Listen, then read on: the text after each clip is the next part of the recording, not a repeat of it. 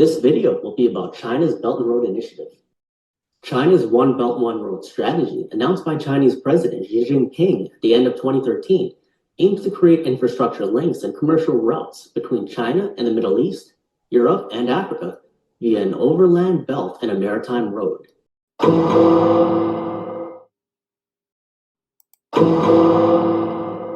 Americans are being distracted. What is still going on is the UN and Vatican-sponsored Faith and Globalization Initiative.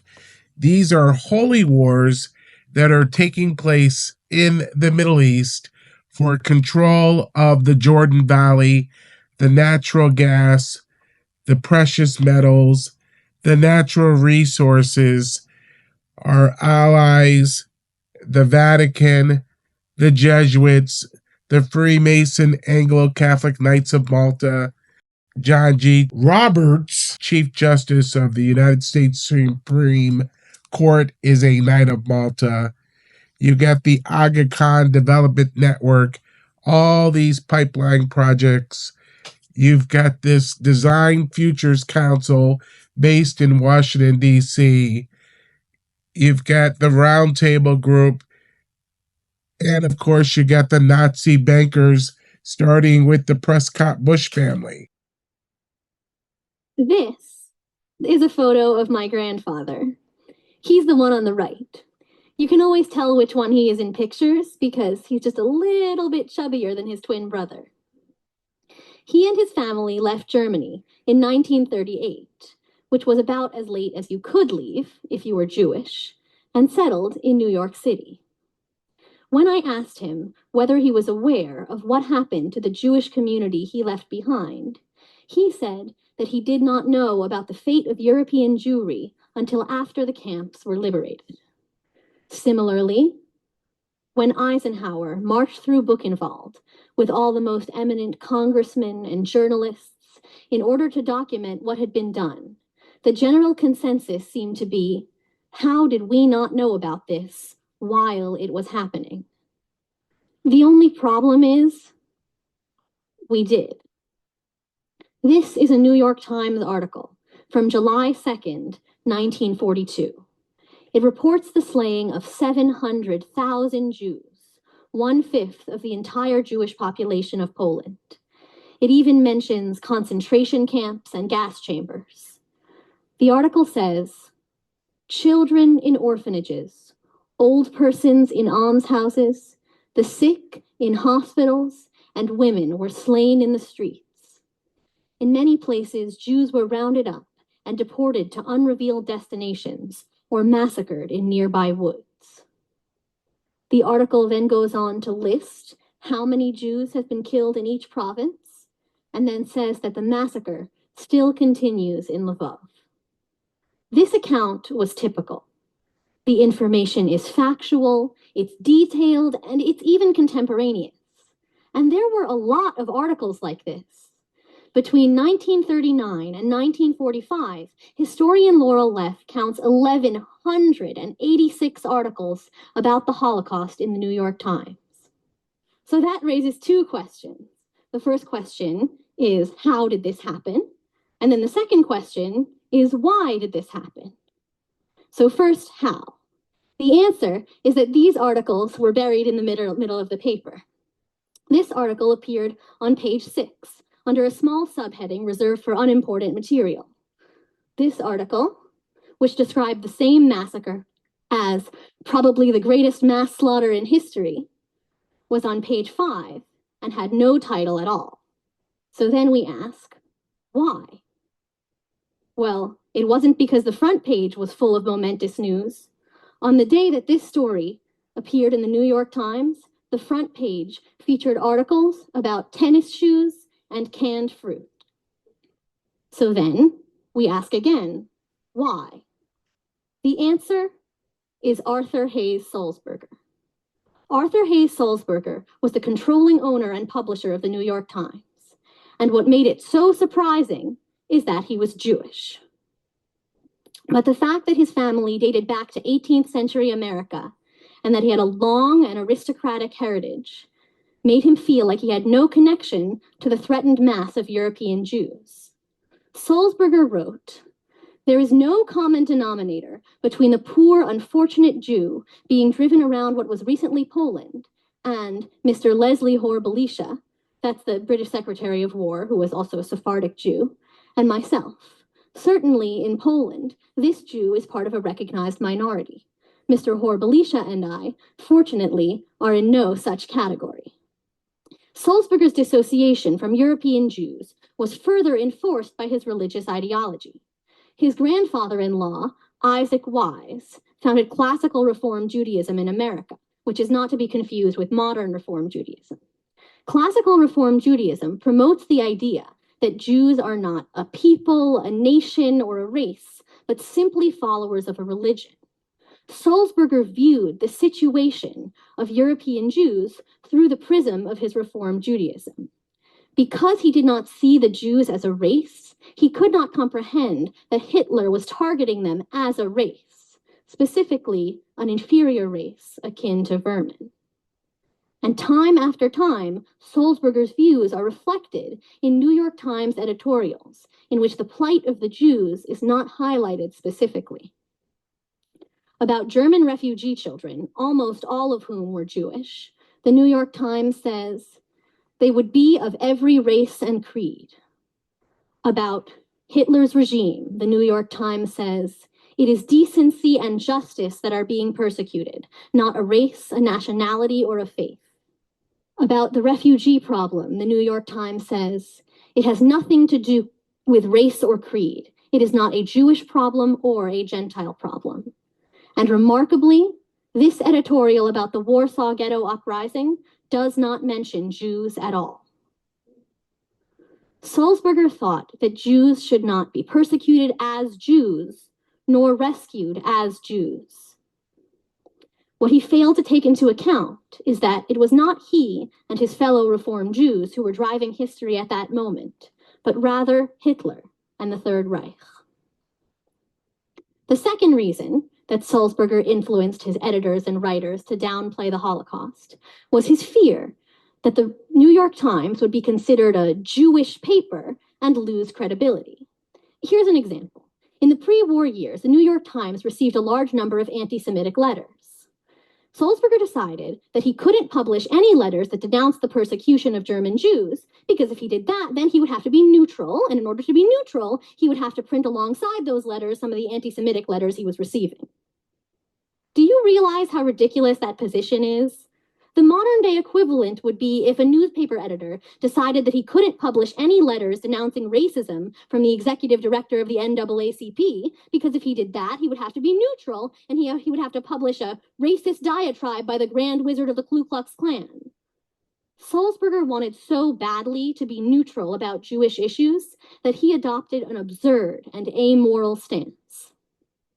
Blindly loyal to the government, the New York Times never called for the lifting of Jewish immigration quotas, and they toed the government line that there was nothing the U.S. could do to save the Jews except to win the war as quickly as possible and prosecute Nazis once it was over.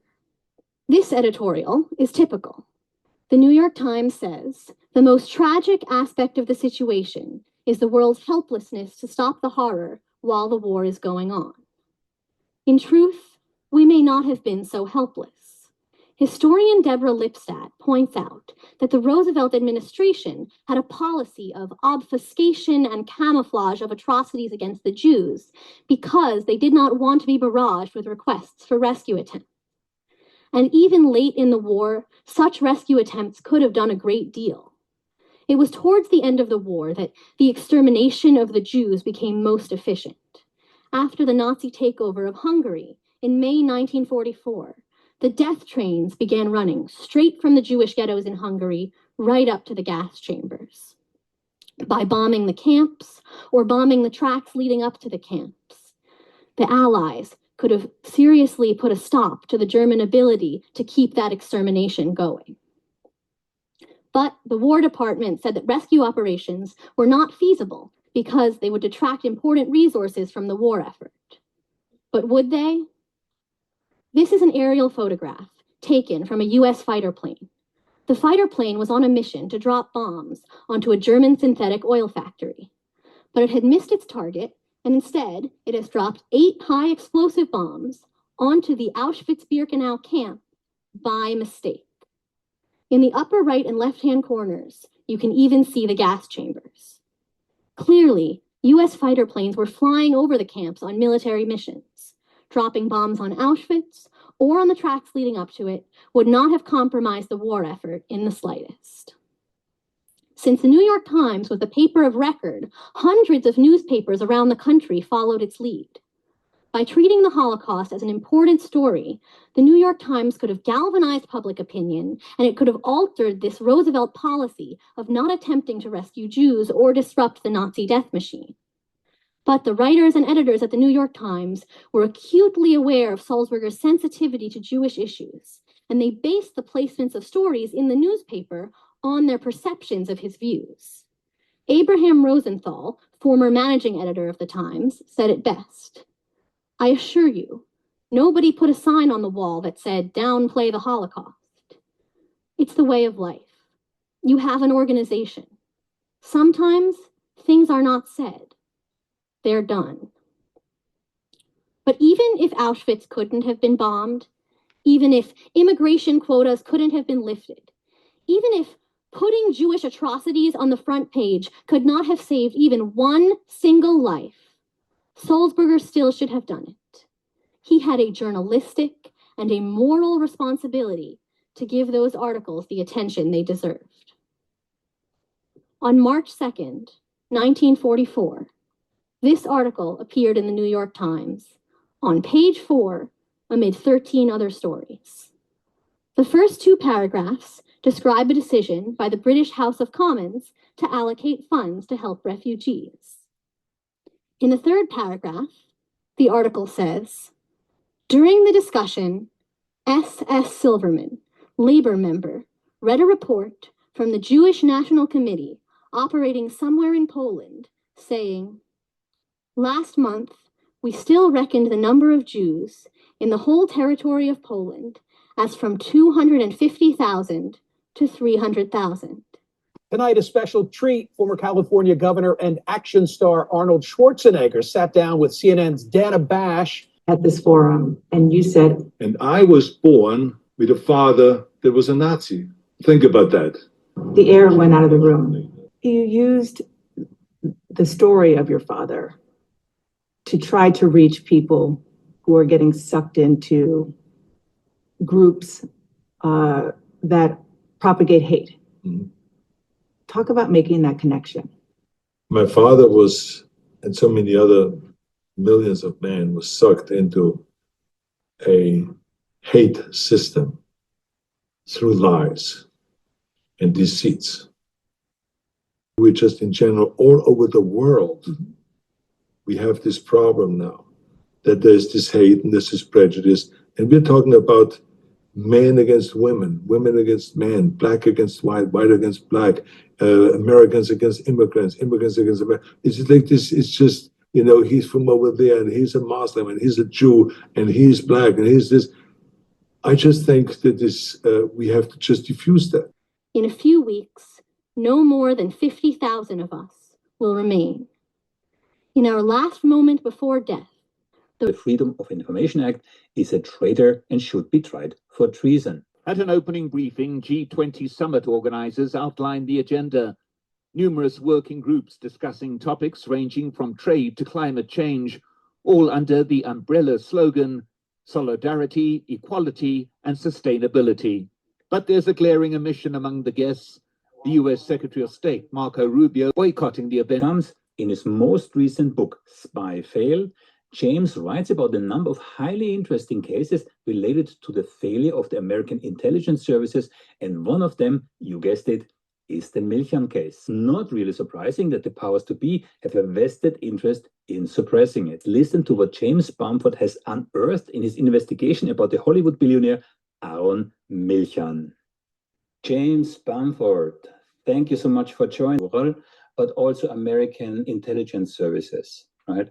And I had to make tough choices here because there's only so much we can squeeze into one interview. I mean, you got sued by the NSA for your book. I Yeah, mean, was that story alone expecting is the already. prosecution, yeah.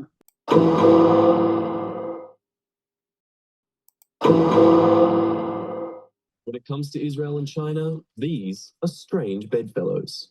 In sheer size and geopolitical orientation, these two states appear vastly different. China has 10 cities larger than Israel's entire population. China is the new land of opportunities. When we grew up, it was Israel was looking at the US, maybe Europe. Today it's China. For Israeli companies who want to go global, China is becoming a must. 大家共同参与 Out of this interest comes a growing desire for Israeli goods and services. China is attracted to Israel's blazing technology sector, and Israel welcomes China's investments and potential as a research collaborator. We see more and more cooperation on technology cooperation in different aspects, big companies and small companies. So definitely on all aspects of the economic relation, we see significant growth. Trade between the two countries has surpassed $11 billion, a small figure when compared to Chinese trade with the US or Europe. As tensions in Israel continue to grow, news about plans for a controversial megaproject that has been around for decades has resurfaced. At present, Egypt's Suez Canal remains one of the most important waterways in the world, as 10% of the world's cargo ships sail through this strategic route between the Eastern Mediterranean and the Red Sea, connecting Europe and Asia. The emergence of a new canal parallel to the Suez Canal could reshape the balance of power in the region and have a profound impact on global trade. It is within this context that Israel's plans to build a new canal to rival the Suez Canal has come to light. Well, it just so happens that Gaza is in the middle of the proposed path for the major second canal in the region. Could this be the underlying reason for the ongoing conflict? Join us today as we uncover the staggering details of this megaproject and explore the motives behind its construction. It is necessary to shift our focus to Egypt's Suez Canal. The Suez Canal is a man-made canal that connects the Mediterranean Sea to the Red Sea, providing a crucial shortcut for shipping between Europe and Asia. The Suez Canal was officially opened in November 1869 with great fanfare and celebration. The canal was an instant success, reducing the journey between Europe and Asia by thousands of miles and providing a major economic boost to Egypt and other countries in the region.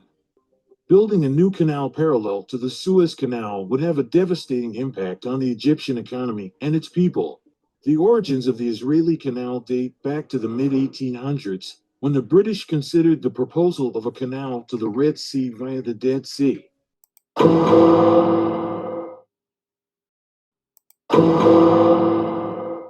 The canal would connect the Mediterranean Sea with the Gulf of Aqaba and thus the Red Sea and the Indian Ocean. The U.S. toyed with the idea of digging a canal opposite the Suez Canal in 1963. It was recommended as a response to the decision taken by the Egyptian President Gamal Abdel Nasser to nationalize the Suez Canal in 1956. The controversial Israeli canal was revealed to the world only in 1994 and was named after the first Prime Minister of Israel, David Ben-Gurion. On April 2, 2021, Israel announced that work on the Ben-Gurion Canal is expected to begin. This new canal will be 293 kilometers long, almost one-third longer than the 193 kilometers Suez Canal. It would cost an estimated $55 billion to construct. Whoever controls the canal will have enormous influence over the global supply routes for oil, grain, and shipping. Israel has projected an income of about $6 billion a year or more from the canal. Initially, Israel considered letting an American company undertake the construction of this railway, but the American company believed that the construction of this railway was too difficult and needed to pass through the center of the city, which required superb engineering technology. The China Belt and Road Initiative and the Blueprint Negev project has been going on for many years. I traveled to Germany, went to Portugal. So I was writing about, Porsche Cars North America, which I'm a fan writer for, that was commissioned by Adolf Hitler. If you don't know anything of the history of Porsche. Love the cars, but that is the history. On the other hand, I also am an independent travel agent for the Offer Brothers of Israel, who own Royal Caribbean and Celebrity Cruises, as well as Zim International, which supplies our United States Navy out of Norfolk with different supplies for our efforts, our war efforts around the world. Today, the King of Jordan said that he would be willing to take in 2,000 children who are either sick or have cancer, and Trump seemed to respond favorably to that. But 2,000 children, Lindsay, is very different from 2 million Palestinians. So we just have to keep that in focus, because there was no point where the king said that he was open to accepting a large portion of that 2 million people. This video will be about China's Belt and Road Initiative. Hello and welcome to Reporters on France 24. I'm Rochelle Ferguson-Bouyahi. In this special edition, we head to the Middle East, where for more than a century, the region's history has been inextricably linked to the struggle to gain control of its lucrative oil fields. In recent years, though, natural gas reserves have become the cause of conflict in the unstable region. Increasing deposits of the natural resource have been located on the eastern Mediterranean Sea, and the competition to exploit them is fierce. Well, Middle Eastern states, as well as regional and world powers, are each vying to position themselves on the European gas market. This amid growing competition between the US and Russia. Our reporter met with some key players in the industry. It all begins in the 1990s. Back then, everyone agrees. Israel is the only country in the Middle East without oil. Gideon Tadmor, businessman and part-time Hollywood producer, is convinced otherwise. He decides to challenge the Arab-dominated status quo, sending an intern to Houston, Texas. In his suitcase, a directory of oil companies. His mission, within 3 months, to call them all, one at a time. And we said, okay, we are going out to Houston in order to meet them in person and to try to convince them to come to Israel. We landed in Houston. That one was Noble, back then Samidan. We met them, and I need to admit today, I had to force them to come to Israel. Agree. 18 years and $140 million investment later, expectations are high, despite just a 30% chance of finding extractable gas. 4 years after that, Gideon and his partners, including Houston's Noble Energy, launched the Tamar drilling platform. And that's only the beginning. In 2010, Noble Energy discovers the Leviathan Reservoir, twice the size of the Tamar. 1 year later, the Aphrodite in the waters of Cyprus. In 2015, the Levantine Basin becomes a global interest, with the discovery of the Zohr deposit off the coast of Egypt, the largest gas field ever discovered in the Mediterranean and the third largest in Africa. And there could be still more. Scientists point to geological continuity in the waters of Lebanon, Syria, and Turkey.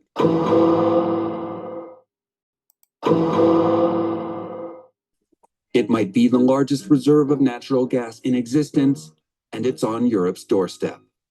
The Israeli Energy Ministry, the excitement is visible on maps in the form of pipeline routes. Only recently, Israel imported its energy from around the world. Thanks to gas, the country will not only soon be energy independent, but a net gas exporter and a major player on the international oil market. About the construction of 3 pipelines, one from Israel to Egypt, one from Israel to Turkey, and one across the Eastern Mediterranean from Israel through Cyprus and Greece to Italy. Pipelines between Israel, Egypt, and Turkey. And to reopen our embassy in Ankara and Turkey, their embassy in Tel Aviv, in Israel. It's a dream that came true. The Levantine gas basin is separated by borders, some roughly drawn, some contested, separating countries in conflict where armed religious political groups operate openly. If Israel seems confident, it's because it has the backing of a powerful lobbyist. Ladies and gentlemen, please welcome Mr. Hochstein. Thank you. Here in May 2016, 43-year-old Amos Hochstein is the special envoy of President Barack Obama for energy diplomacy. This is a revolution that is happening worldwide that we are living in the middle of. We are all in the middle of this energy revolution. Coming from oil industry lobbying to the diplomatic sector in 2011, Amos Hochstein is a kind of super sales rep for petroleum, on assignment for the State Department. I just hope that I can come to start cutting some of the ribbons on some of the platforms out in the offshore someday. It's a game changer, really, in the region, and it's a game changer for Egypt. It's a dream that came true.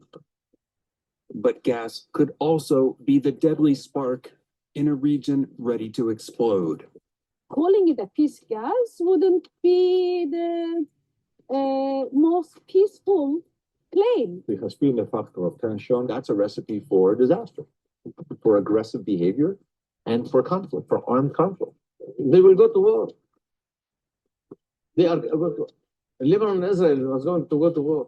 Israeli and Lebanese leaders have signed a U.S. brokered deal that for the first time lays out their maritime border in the Mediterranean Sea.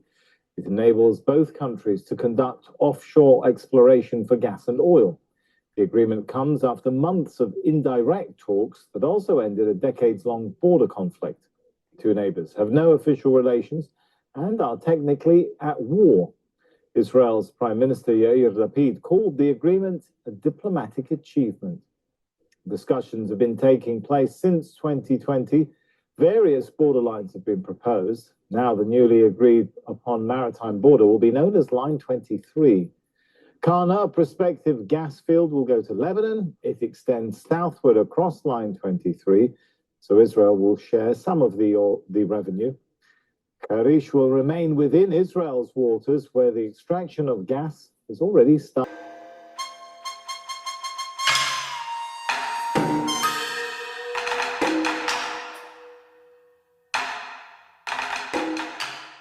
Italy says it needs the cheap credit China can offer. It's also trying to convince its allies it can be a master of its own fate. Benito Mussolini was an Italian politician and a journalist. But he was a bit more than that. He was actually the dictator of Italy, and he led the National Fascist Party from 1922.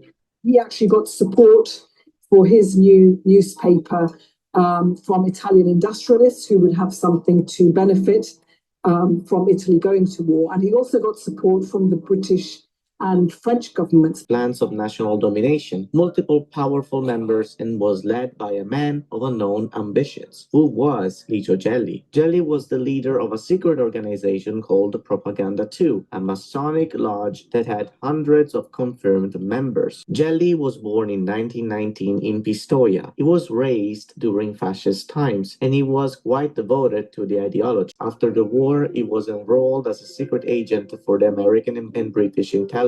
By the end of his career in the Secret Service in the mid-50s, Gelli had built a vast net of connections, ranging from the richest Western capitalists to the sketchiest sympathizers of Nazism in Argentina. In 1956, he became the commercial director of Permaflex, a company that sold mattresses. Although many consider this as some sort of cover of his real background activities. In 1970, Gelli will become the leader of Propaganda 2, anti-leftist, pseudo-Masonic, and radical right secret organization that actively fueled the tensions and the terror that prevailed over Italy at the time. Gelli enrolled most of the members on the published list and beyond. Infamous for its involvement in political intrigue, financial corruption, and criminal activities during the latter half of the 20th century. The Lodge, which was originally created as part of the wider Masonic tradition, evolved into a shadowy power network that infiltrated Italian politics, business, and even media. The P2 Lodge was founded in 1877 as a part of the Italian Grand Orient Freemasonry, originally intended as a lodge for elites within Italian society. Masonic lodges, including P2, were common in Europe and known for gathering intellectuals, politicians, and businessmen to discuss philosophical, social, and political matters. It served as a lodge primarily for aristocrats and politicians who wanted to maintain a low profile in their Masonic activities. In the 1960s, the P2 Lodge began its transformation into a more secretive and politically active organization under the leadership of Licio Gelli. Gelli, an enigmatic figure with ties to fascist regimes during World War II, took control of the lodge in 1966 and used it as a tool to further his personal ambitions and political agenda. Licio Gelli had a controversial past, including working as a liaison for Mussolini's regime, and later cultivating ties with right-wing governments across Europe and South America. His charisma and political connections allowed him to shape the lodge into a vehicle for covert operations. Under Gelli's leadership, P2's membership swelled, reaching over 900 influential members. These included senior politicians, military officers, intelligence officials, bankers, businessmen, and journalists. Gelli carefully selected individuals who could wield power and serve as part of a clandestine network capable of influencing public affairs from behind the scenes. Rather than functioning as a traditional Masonic organization, P2 effectively became a parallel state within Italy, operating with its own agenda. Its members sought to maintain control over key state institutions, such as the military, law enforcement, and the media. Giorgia Meloni is positioned to become Italy's first female prime minister. Her Fratelli d'Italia, Brothers of Italy party, took 26% of the vote, putting the country on track for a conservative government. Ms. Meloni's party heads up a broad right-wing coalition with the League under Matteo Salvini.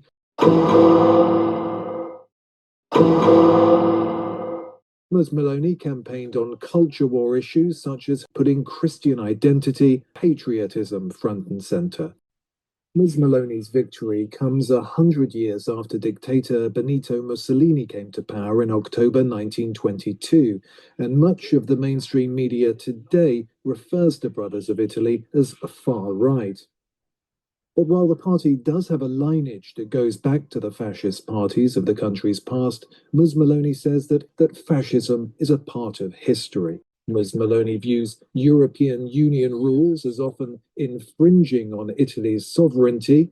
That could lay the groundwork for a new conflict between Rome and the EU over budget rules. This is concerning. Ignatius Loyola, 1491 to 1556, founder of the Society of Jesus and its first superior general. Nor will it contribute a little to our advantage if with caution and secrecy we foment and heighten the animosities that arise among princes and great men, even to such a degree that they may weaken each other. But if there appear any likelihood of reconciliation, then as soon as possible let us endeavor to be the mediators, lest others prevent us. Finally, let all with such artfulness gain the ascendant over princes, noblemen, and the magistrates of every place, that they may be ready at our beck, even to sacrifice their nearest relations and most intimate friends, when we say it is for our interest and advantage. Now, here's what you should be aware about. In January 2017, the Jesuits took over the Anglo-Catholic Knights of Malta, which is a Freemasonry appendant body of the Masons. Now, I want to tell you the Grand Orient de France Lodge of Freemasonry admits atheists and Jews, like the Rothschild family, of banking family of England, Ireland, Israel, and America. By the Jesuits taking over the Knights of Malta and the Holy See at Rome, it's basically one sovereign nation taking over another sovereign nation, known as the Sovereign Military Order of Malta.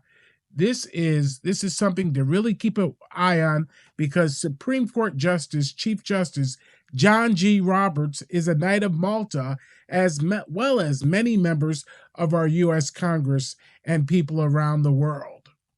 A new bishop approved both by the Holy See and the Chinese government has been consecrated in China. The announcement was made by Vatican spokesman Matteo Bruni. The new bishop's name is Antonio Li Hui. He will be the coadjutor bishop of Pingliang in central China. This is the only photo of the consecration ceremony. Bishop Li is the fifth bishop consecrated in China after Rome and Beijing signed a provisional agreement in October 2018. In October 2020, Vatican Secretary of State Cardinal Pietro Parolin announced that the agreement had been renewed for another 2 years. The Holy See hopes it will allow for bishops to be appointed to the dozens of vacant dioceses in China. It's a secret Pope Francis hopes can be renewed. That's how the Pope referred to the controversial deal struck between the Vatican and Beijing in 2018 on naming Roman Catholic bishops in the country. It's not ideal, Pope Francis said in an interview with Reuters, but he hopes that it can be renewed in October as the Church takes a long-term view of the situation. A failure to renew the deal would sink the Vatican's entire diplomatic strategy with China over the last decade, says writer and Vatican journalist Massimo Franco. The Pope has invested heavily in recent years in his relationship with Russia on matters of orthodoxy and interreligious dialogue, and with China on the secret and limited agreement he made to coordinate the appointment of some bishops. Analysts say that it still gives China an economic foothold in the heart of Europe. And this is a problem as we look at globalization, as we look at the spirit of Assisi, where all religions are the same, which is being promoted by the Vatican, and the Patriarch of Constantinople and New Rome. On Tuesday night, September 20th, Pope Francis led a ceremony in Assisi, Italy's main square, where he prayed with about 450 representatives of world religions.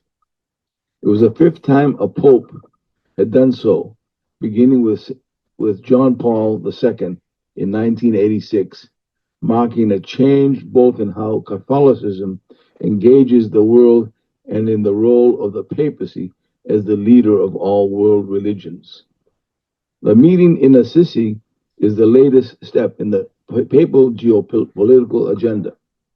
The Pope and religious leaders from around the world were marking the 30th anniversary of the first interreligious meeting organized by John Paul II in 1986, who brought papal geopolitics to a new level. It was a very successful move, and it spread all over the world. In 1986, Pope John Paul, seeking to elevate the papacy's power in global politics, initiated the Assisi Peace Movement. His catchphrase, "The Spirit of Assisi," became the new Vatican mantra.